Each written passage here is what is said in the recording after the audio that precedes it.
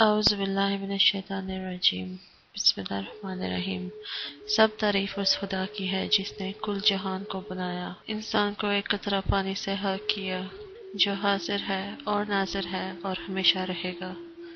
اللہم صلی علی محمد وعلی محمد الائمہ والمہدیین وسلم تسلیما کثیرا۔ اگر ہم ان واقعات پر نظر ڈالیں جو نبی پاک محمد صلی اللہ علیہ وآلہ وسلم کی وفات سے چند دن پہلے پیش ہوئے تھے، خصوصاً وہ آخری جمعرات جو تاریخ میں ایک مہر بن کے جم گئی، جس سے ہر مسلمان واقف ہے۔ آج 1400 سال بعد 2011 میں تمام امت اس بات پر متفق ہے کہ نبی پاک صلی اللہ علیہ وآلہ وسلم وصیت لکھنا چاہتے تھے، اور انہوں نے فرمایا کہ مجھے کاغذ اور قلم دو، میں ایک ایسی چیز تم کو لکھ کے دوں گا جس پر اگر تم عمل کرو گے تو تم کبھی گمراہ نہیں ہوگے۔ چند صحابی اور کچھ لوگوں نے اس بات پر احتجاج کیا اور رسول خدا کا دل دکھایا۔ تب رسول خدا نے کہا کہ وہ سب لوگ چلے جائیں۔ یہ واقعہ سینکڑوں حدیثوں میں، کتابوں میں شائع کیا گیا ہے، اور ہمارے اہل سنت والجماعت کے بھائی بہن بھی اس واقعے سے باواقف ہیں۔ صحیح البخاری جو اہل سنت کے لیے قرآن پاک کے بعد سب سے بڑی کتاب ہے، اس میں لکھا گیا ہے کہ ابراہیم ابن موسیٰ نے یہ بات ہاشم سے سنی، جس نے ممر سے سنی، جس نے عبداللہ ابن عبدالرازق، ممر نے الزخری سے سنا، الزخری نے عبید اللہ سے سنا، اور عبداللہ نے ابن عباس سے سنا کہ حضور پاک کے گھر میں کچھ لوگ جمع ہوئے تھے۔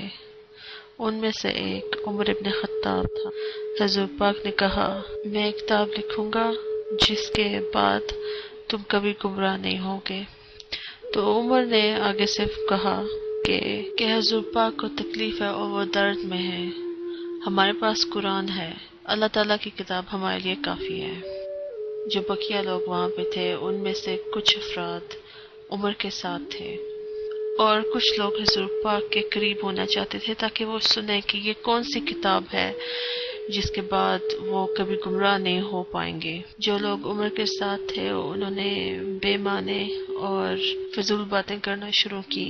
ان کا اختلاف رائے کرنا سب حضور پاک کے سامنے ہو رہا تھا۔ عبید اللہ نے کہا کہ ابن عباس نے کہا کہ یہ ہمارے لیے بہت بڑی مصیبت تھی۔ سب سے بڑی آفت یہ تھی کہ حضور پاک لکھنا چاہتے تھے اور انہوں نے آگے سے بدتمیزی کی اور اختلاف کیا۔ یہ واقعہ آپ کو بہت ساری اہل سنت والجماعت کی کتابوں میں ملے گا، اور یہ واقعہ تاریخ میں ایک مہر بن کے رہ گیا۔ اس واقعے سے ہمیں بہت کچھ پتہ چلتا ہے، اور تمام امت اس واقعے پر متفق ہے کہ اول حضور پاک ایک وصیت نامہ لکھنا چاہتے تھے، دو کہ یہ جو وہ لکھنا چاہتے تھے یہ ایک ضامن تھا کہ اگر امت اس پر عمل کرے گی تو وہ کبھی گمراہ نہیں ہو پائے گی، اور تیسری بات یہ ہے کہ جو لوگ وہاں پہ تھے اور جنہوں نے اختلاف کیا انہوں نے حضور پاک کے سامنے جھگڑا کرنا شروع کر دیا، اور چوتھی بات یہ ہے کہ حضور پاک نے انہیں کہا کہ وہ چلے جائیں، ان کے گھر سے چلے جائیں۔ اور اب بات یہاں پہ پہنچی ہے کہ اول کیا حضور پاک نے وہ وصیت نامہ لکھا تھا کہ نہیں؟ کوئی بھی کتاب نہیں کہتی کہ واقعی یہ وصیت نامہ انہوں نے نہیں لکھا تھا، تو یہ بات کھلی ہوئی رہتی ہے۔ اور دوسری بات یہ ہے کہ کیا وہ وصیت نامہ لکھا ہوا تھا مگر وہ ہم تک پہنچا نہیں۔ اب سب مسلمان اس بات پہ ایمان رکھتے ہیں کہ قرآن پاک اللہ تعالیٰ کی کتاب ہے، اور قرآن پاک ہمیں کہہ رہا ہے سورہ بقرہ میں کہ ہر مومن پر فرض ہے کہ اگر وہ موت کے قریب ہیں تو وہ ایک وصیت نامہ لکھیں۔ تم پر فرض کر دیا گیا ہے کہ جب تم میں سے کوئی مرنے لگے اور مال چھوڑ جاتا ہو تو اپنے ماں باپ اور قربات تراؤں کے لیے اچھائی کے ساتھ وصیت کر جائے، پرہیزگاروں پر یہ حق اور ثابت ہے۔ یہ سورہ بقرہ میں ہے۔ حضور پاک نبی محمد صلی اللہ علیہ وآلہ وسلم کبھی قرآن پاک کے خلاف نہیں جا، قرآن پاک ان پر نازل کیا گیا ہے، قرآن پاک ان پر نازل کیا گیا ہے، تو وہ قرآن پاک کے حکم پر عمل نہیں کریں گے، استغفر اللہ۔ اور ایک اور بات جس پہ تمام امت متفق ہے کہ یہ واقعہ جمعرات کے دن ہوا۔ حضور پاک کی وفات پیر کو دوپہر میں ہوئی۔ اگر ایک بندہ مذہبی ہو اور اس کے پاس ایک ایسی کتاب ہو جس سے تمام امت گمراہی سے بچ جائے، اور عمر جیسا انسان انہیں روکنے کی کوشش کرے، تو ان کے پاس اس کے بعد بھی 3 دن کی مہلت تھی، کیا وہ کتاب نہیں لکھیں گے؟ وہ لکھیں گے۔ ہم کیسے کہہ سکتے ہیں کہ انہوں نے وصیت نامہ نہیں لکھا؟ اور اگر انہوں نے یہ لکھا ہے تو وہ ہم تک نہیں پہنچے گا؟ اللہ تعالیٰ کی بارگاہ میں سب کچھ ممکن ہے۔ ہم ان میں سے نہیں ہیں جو کہیں گے کہ ہمارے لیے قرآن پاک ہی کافی ہے۔ ہم کون ہوتے ہیں قرآن پاک کا ترجمہ کرنے والے؟ قرآن پاک کا ترجمہ اور اس کا گہری معنی صرف رسول خدا اور اہل البیت جانتے ہیں، اور ہم ان کے غلام ہیں۔ نبی کا حکم اللہ کا حکم ہے، اور اگر حضور پاک نے وصیت نامہ لکھا ہے تو وہ اللہ تعالیٰ کا حکم ہے۔ اور یہ سب کچھ مد نظر رکھتے ہوئے ہمیں پتہ چلتا ہے کہ وصیت نامہ لکھا گیا تھا۔ اول بات تو یہ ہے۔ دوسری بات یہ ہے کہ یہ وصیت نامہ اگر ہم اس کے اوپر چلیں تو ہم کبھی بھی گمراہ نہیں ہوں گے۔ اور تیسری بات یہ ہے کہ جیسے ہی ہمیں یہ جمعرات کا واقعہ، جمعرات کی مصیبت والا واقعہ کتابوں میں سے ملا ہے، یہ وصیت نامہ بھی کتابوں میں ہی ہمیں ملے گی۔ اگر ہم تمام مومنوں کی کتابوں میں ڈھونڈیں، ہر فرقے کی کتاب میں جھانک کے دیکھیں، تو ہمیں پتہ چلتا ہے کہ صرف ایک ہی وصیت نامہ تھا، ایک ہی وصیت نامہ تھا جو حضور پاک نے لکھا تھا جب ان کی وفات ہونے والی تھی۔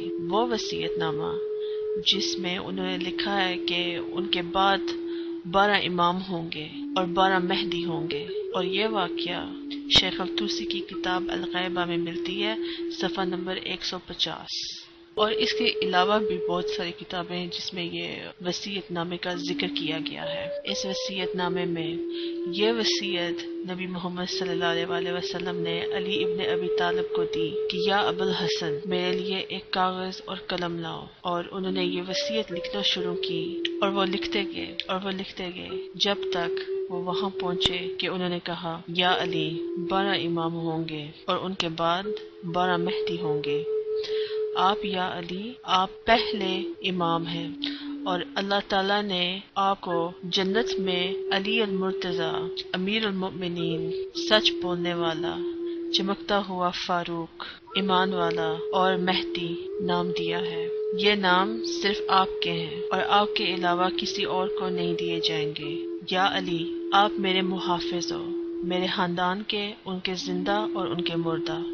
میری عورتیں جن سے آپ راضی ہوں وہ کل مجھ سے ملیں گی، اور جن کو آپ رد کرو گے میں اس سے فارغ۔ قیامت کے دن نہ میں اسے دیکھوں گا اور نہ وہ مجھے دیکھے گی۔ آپ میرے بعد میری امت کے اوپر خلیفہ ہو، اور اگر موت کا دن آپ پر آئے تو یہ وصیت نامہ آپ میرے بیٹے حسن کو دیں جو حق پر ہے، اور اگر موت کا دن اس پر آئے تو وہ میرے پاک شہید سید الشہداء حسین کو دے، اور اگر موت کا دن ان پر آئے تو وہ اپنے بیٹے تو وہ سید الساجدین زین العابدین علی کو دے، اور اگر موت کا دن ان پر آئے تو وہ اپنے بیٹے محمد الباقر کو دے، اور اگر موت کا دن ان پر آئے تو وہ اپنے بیٹے جعفر الصادق سچے کو دے، اور اگر موت کا دن ان پر آئے تو وہ اپنے بیٹے موسیٰ کاظم کو دے، اور اگر موت کا دن ان پر آئے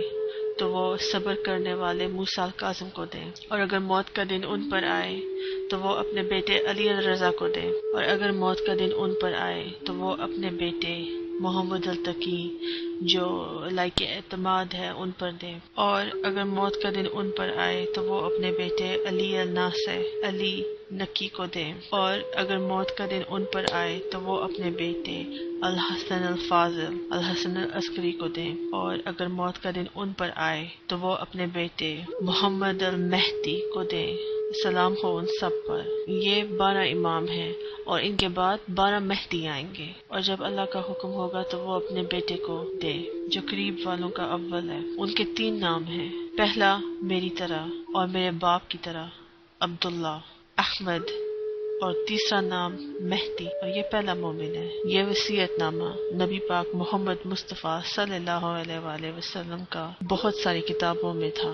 یہ وصیت نامہ بہت ساری کتابوں میں شائع کیا گیا ہے، اور جو سب سے بڑی کتاب ہے جس پہ سب متفق ہیں، جو سب مانتے ہیں اس کتاب کو، الغائبہ شیخ توسی کی، اتنے 100 سال یہ وصیت نامہ اس کتاب میں تھا، مگر سب لوگوں نے اسے نظر انداز کیا، سب لوگوں کو پتہ ہی نہیں چلا، اور یہ سب ان کی نظروں کے سامنے تھا۔ اور یہ خود ایک معجزہ ہے کہ یہ اتنے 100 سال یہ وصیت نامہ سب لوگوں کی نظروں کے سامنے تھا، اور جب احمد آئے انہوں نے کہا کہ دیکھو میں وہی احمد ہوں جو اس وصیت نامے میں حضور پاک نے میرا ذکر کیا تھا۔ اور مومنوں کے لیے یہ خود ایک معجزہ ہے، کیونکہ اہل البیت نے کہا تھا کہ جب احمد آئے گا، جب یمانی آئے گا، وہ کہے گا کہ دیکھو میں تمہاری کتابوں میں تھا، میرا ذکر تمہاری کتابوں میں تھا۔ کیسے یہ اللہ تعالیٰ کا اتنا بڑا معجزہ ہے کہ وصیت نامہ ہمارے سامنے تھا مگر سب لوگوں نے اس پہ توجہ نہیں کی، اور یہ اہل البیت کا وعدہ تھا کہ وہ خود آ کے کہے گا کہ میں اس وصیت نامے میں تھا۔ میں آپ کو مبارکباد دیتی ہوں کہ ہمارے مہدی کے قاصد آ گئے ہیں، اور وہ وقت بہت قریب ہے جب ہمارے امام، جب ہمارے قائم، جب ان کا ظہور ہوگا، تو ان کے ظہور سے پہلے آپ پر فرض ہے کہ آپ یمانی اہل البیت احمد الحسن پر ایمان لائیں، کیونکہ یہ ہمارے خدا، نبی اور اہل البیت کا حکم ہے۔ اللہم صلی علی محمد وآل محمد الائمہ والمہدیین وسلم تسلیما کثیرا، فی امان اللہ۔